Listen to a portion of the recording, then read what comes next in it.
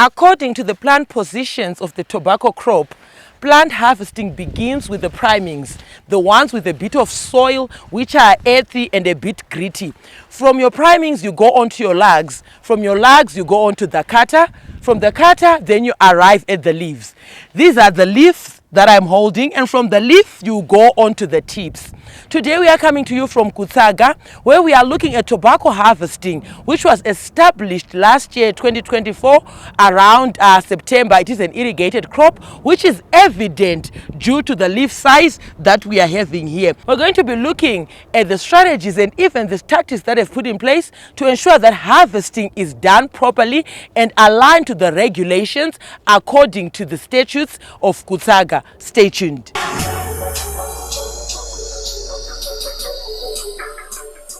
At this point in time, I've taken the liberty of inviting Dr. Rukuni. He is the head of training extension. Dr. Rukuni, thank you so much for joining us today. Thank you. Yes, as we get into our discussion, I would just want an outline, a brief background of this crop. When was it established? The variety, maybe your plant population per given hectare. When was it established? Under what circumstances? Okay, yeah, this crop was established on the 1st of September. And as we are speaking now, we are on RIP 5. The reapings have been a bit delayed because of the rains. We didn't get quite enough rains, and there wasn't enough irrigation water also. So the crop was delayed, but it's looking good. Oh, okay. The variety of the crop, Dr. Rukuni, the plant population that you were targeting per given area. Okay, yeah, the variety is Kera K26R. This is a medium maturity variety. We actually encourage growers to use it for their first planted crop for September, because you can get it off the field on time for the dryland crop, so that you don't have clashes in the bands. And we plant it at 15,000 plants per hectare. This is a recommended population for tobacco, so that you can get the optimum leaf size and your yields. Okay, Dr. Rukuni, speaking of the varieties and even days to maturity, could you maybe align the days of establishment up to your first reaping? I understand that you begin with your primings. When was that? The duration in approximately weeks or even days from your first planting dates up to the initial stages of harvesting. What was the duration like? Okay, yeah, on average, now that we're on reaping 5, it means we've reaped 4 times before. We normally reap once a week, so this is the 5th week of reaping, and we are going to reap up to week 8 or 9, depending on the uniformity of the crop. But as you can see, we are going to get up to reap 9, so that we can get all the leaf at maturity, because we do not want to reap immature leaf, because if you do, most of the time you could get color fixing, which is the green, which is not desirable at the floors, and so we just have to wait for the crop to ripen, so that we reap ripe. Okay, looking at the conditions that are necessary for reaping, I understand that there are time periods of the day where you would say reaping can be done, and it is actually good to reap during those times. What sort of times are we looking at, and what are the reasons, in case you'd want to enlighten our audience there at home? There are those who say I can reap anytime. What are the time periods of the day that support proper and effective reaping when it comes to harvesting tobacco? Yes, most of the time reaping is almost done by midday, which is 12 noon. This is to ensure that most of the reaped leaf does not get exposed to the sun, because if it does, we sort of create some leaf disorders which are undesirable, like sponge, if you get it in the sun for too long before you put it in the barn. And as a result, we start reaping very early in the morning, and we should be done by midday. Okay, looking at issues surrounding, I understand that there are certain characteristics that are attributed to overexposure. When the leaf is overly exposed to the sunlight, we have those styles that may arise or that may appear on the leaf, such as sponge. Pane sponge here inofomeka muchitori mumunda during handling. I want us to talk about, for starters, handling of the tobacco leaf. Beginning with when you are taking it off the stem, putting it on the clip. I understand that here you are using manipula. What sort of handling methods that you would want to enlighten or highlight that are important, that every leaf makes it to the curing facilities? Okay, the most important thing is to make sure that you don't expose your leaves to direct sun during the reaping process. Because once you expose them to the sun, you get sponge. Sponge is a condition more like a leaf disorder that you can get by exposure of leaf to the sun, or you can get it in the barn when you do not sort of take down your humidity on time after coloring. So it's like more of a cooking effect that is very visible on the auction floors, and your prices will be depressed because of the sponge. Okay, finally, as we close, Dr. Rukuni, talk to us in terms of those characteristics that you look at when you look at a leaf. You would say, today we are going to be harvesting these leaves because they've turned this color or they look like this. What are you looking at for you to be saying, what do you look at? Okay, first of all, we look at the color in the color change on the leaf. Once the leaf ripens, you can see it turn a bit yellow. It can be mottled, so you can have like bumps of yellow and green, but most of the bumps will be like yellow, so there will be more of yellow than green, and then you can easily tell that this tobacco will actually color once you put it in the buns. Some ills or some mishaps that take place when a farmer takes a leaf that is not ready for curing and just say, you know what, we need to fill up this bun today, so we are forced to take manema green. What are some of the ills that take place if a farmer insists on such malpractices? Okay, most of the time, if your tobacco is not ripe and is greenish, you have different coloring in the bun. So the ripe leaf will color first, and your other green leaf will not color very well, and it will actually be left with some green tinge, which is a markdown on the floors. And most of the time you find that that green doesn't disappear even in storage, but some green does disappear, but this is light green. But if you reap green leaves, you have a problem with fixing a lot of green on the leaf. Thank you so much, Dr. Rukuni. On that note, we've come to the end of the first segment. We're going to go on a short commercial break. We'll be right back with this and more in the second segment. Stay tuned.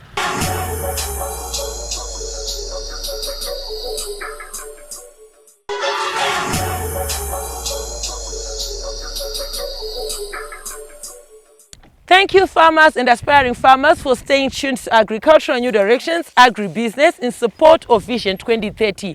Now, as you can see, I am applying erythro to the leaf buds to aid with uniformity when it comes to color fixing ahead of curing. Now, viewers, we encourage you to be a part of these conversations. Feel free to get in touch with the producer, Wadzanai Manyore. It's on 0772-807-506. Alternatively, you can like our Facebook page, Agribusiness with Wadzanai. Make a follow-up on this episode and more, and leave your comments and suggestions. They are most welcome to us. Our YouTube channel is Agribusiness with Wadzanai. We are also now available on X, formerly known as Twitter, at Agribusiness110. On LinkedIn, we have a vibrant, growing community. It's at Wadzanai Manyore. Now, applying erythro is one way in which our Zimbabwean farmers can ensure quality when they are curing their tobacco. Most companies prefer lemon largely, whilst others look at orange. We're going to go deeper into our conversation with Dr. Rukuni as we are looking at bun loading and other activities in the reaping process. Stay tuned.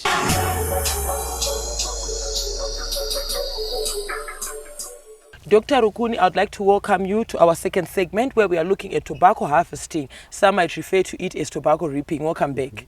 Thank you. Now, Dr. Rukuni, I understand that as we were doing the process of reaping, we also used ethereal that we were spraying on the leaf buds. Could you maybe enlighten our audience there at home in terms of the importance or the uses of ethereal? What is it? Is it necessary? Why is it used? What does it contribute to when it comes to leaf quality?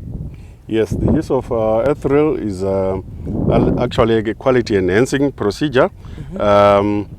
Most of the time it's used to improve uniformity in coloring, so that you have early coloring, because ethylene is a normal plant growth regulator that is found ordinarily in plants.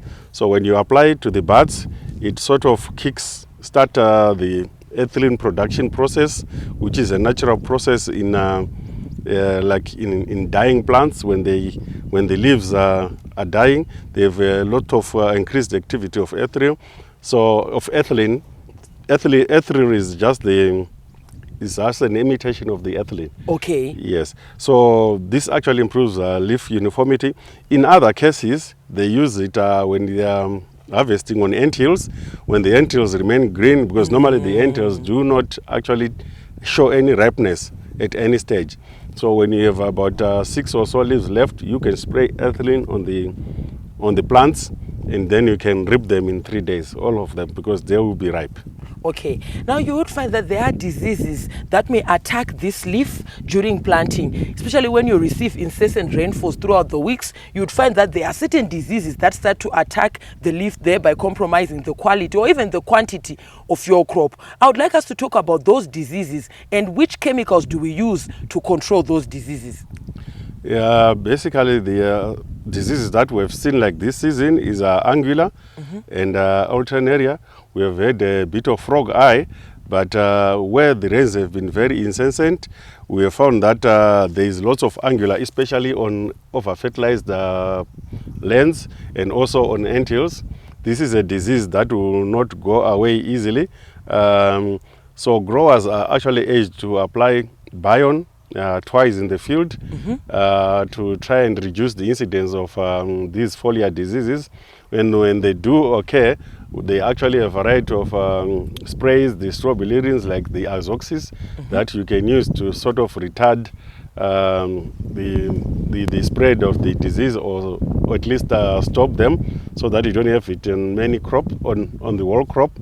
We also have some other diseases that are bacterial that can be used, that you can use some bactericides also just to stop the spread. So in short, Bion is actually encouraged to be sprayed on all crops twice in the field. You should have also sprayed twice in the seedbed. Okay. Now, Dr. Rukuni, you'd find that during harvesting or reaping, there is also a team normally which will be doing sucker control. I would want you to talk and take a deeper dive when it comes to sucker control. What sort of chemicals do we use when controlling suckers, number one? Number two, what are the ills of ignoring suckers? What do suckers do to the overall yield of a farmer? Looking at tonnage per hectare or kilograms per hectare, let us take a deeper look when it comes to controlling suckers. How is it done? How do we manage that? And the ills of ignoring suckers during harvesting. Okay, suckers are actually a method of survival for plants, and this occurs once you remove the top bud, which produces a hormone that suppresses the auxiliary buds. Then you start having suckers. So after topping, you should ensure that your top leaf is at least a palm size before you start applying your decanol. And you must remember always to apply your decanol together with an herbicide, either dimethoate or acetamiprid, to make sure that aphids don't bring in viral diseases at that stage. And we all have that information packaged.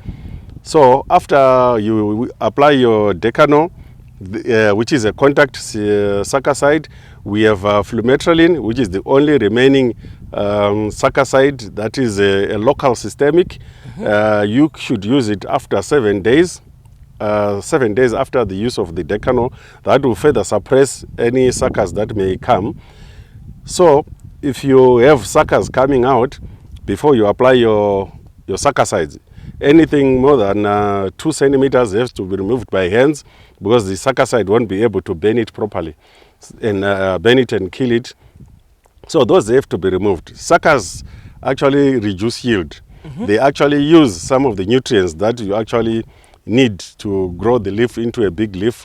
So it is very important that suckers are removed all the time. Okay, now Dr. Rukuni, when it comes to weed control, your tobacco field is relatively weed free. I understand that there are some conceptions out there where people say that if your field is weed infested, it might add to early ripening or false ripening due to the heat that is being inhibited by the weeds. Can you take us through the issues surrounding false ripening? What are the main causes or factors that lead to false ripening in tobacco production? And how can you identify that this is not proper ripening, rather this is false ripening? What are the attributes? What do you look at to ensure that at the end of the day you are taking a properly ripe leaf to the curing facilities?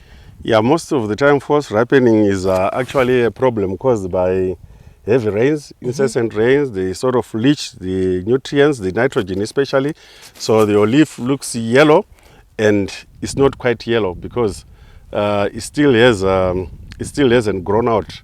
So it will be immature in terms of the weight gain. Then in other cases, the false ripening can be caused by extreme drought again, because your plants cannot take up any water. They are not turgid. The nitrogen cannot be taken up because of the dry conditions. So the false ripening sets in again, which is basically a lack of nitrogen, which is supposed to get into the leaf and get the leaf to mature before you can harvest it. Thank you so much, Dr. Rukuni. On that note, viewers, we've come to the end of the second segment. We're going to go on a short commercial break. We'll be right back with this and more in that third and final segment. Stay tuned.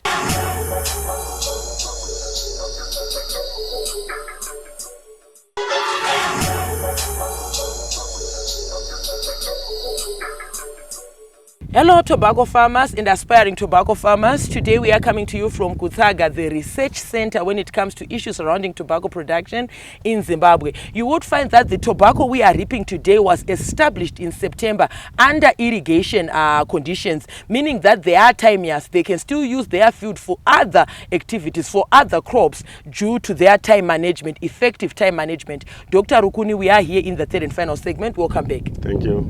Now, moving around tobacco farms, I often come a scenario whereby some farmers, when they have too much pressure in the curing facilities, they come back in the field to try and curb or control ripening, whereby they apply any source of nitrogen, be it calcium nitrate or ammonium nitrate, trying to make these leaves to go green again instead of turning yellow. Can you speak to us about it? Is it possible? Do you encourage it? If not, what are the dangers that are associated with controlling ripening by applying some more nitrogen? Yes, farmers do that a lot. They see the crop will actually turn green again, but if it's not an issue of leaching, the extra nitrogen can actually darken your cured leaf in the barn. So what we encourage farmers to do is to actually plant the hectarage that suits their barn space. If you cannot do that, then most of the time you lose money, because once you add your nitrogen and you actually take the crop to the barns, you actually get the darkening of the leaves. And most of the leaf buyers don't like the dark tobacco. They like the lemon to orange. So you will actually be doing yourself a disservice by applying nitrogen when it's not required. Yes, nitrogen can be applied if there's lots of leaching rains, just to make sure that your plants do get the nitrogen that has been leached. Okay. Now, Dr. Rukuni, as you take your leaves into the barn, there are certain conditions that we expect the barn to be in, be it moist or humid, and even the leaf itself. You would find that at times farmers, before harvesting or during harvesting, they tend to have to rip their leaves, leaving some dew on them, or either they come in and put water inside of the barn. What are the conditions that are required during barn loading ahead of color fixing? Yes, when you actually rip your leaf, if it's turgid like this time, there is no need for you to pour water into the barn, because the water that you put in the barn is supposed to increase your humidity, so that your leaf, if it's wilted, it doesn't dry and fix green. Supposed to make sure that the humidity is right for coloring, and after coloring, then you can raise your temperatures and open your vents, just to make sure that you get rid of the extra humidity.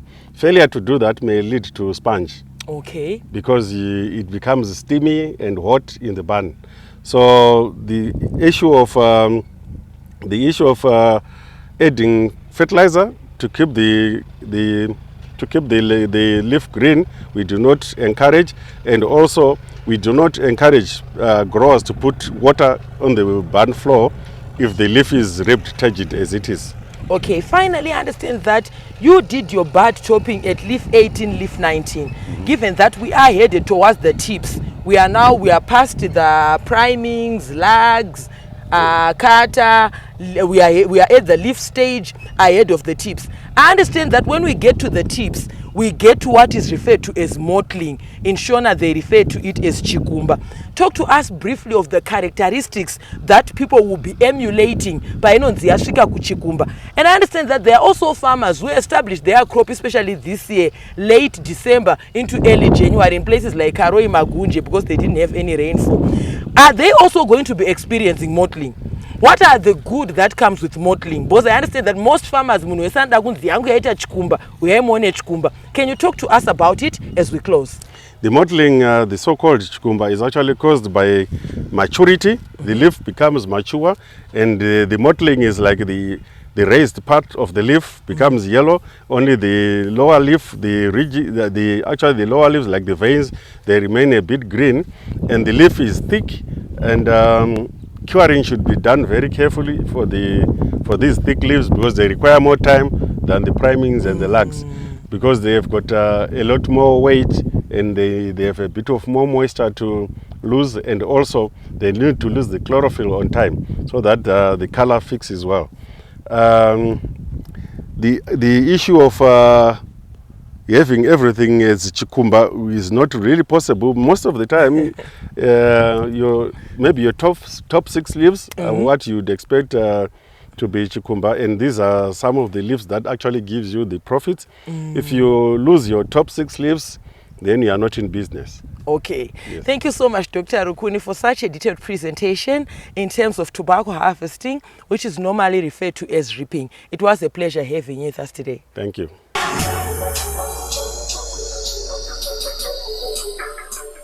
There you hear it, viewers. Today we're looking at tobacco harvesting, which is referred to as tobacco reaping. This crop that we are harvesting was established under irrigation condition in September. And now you'd find that we are in January, beginning of February, and we are already into harvesting ahead of marketing. From me, your host was Zanai Manyora. I'm also on Instagram. It's at Wadzi110. And the crew behind the scenes. Have yourselves a fabulous evening. Thank you for watching.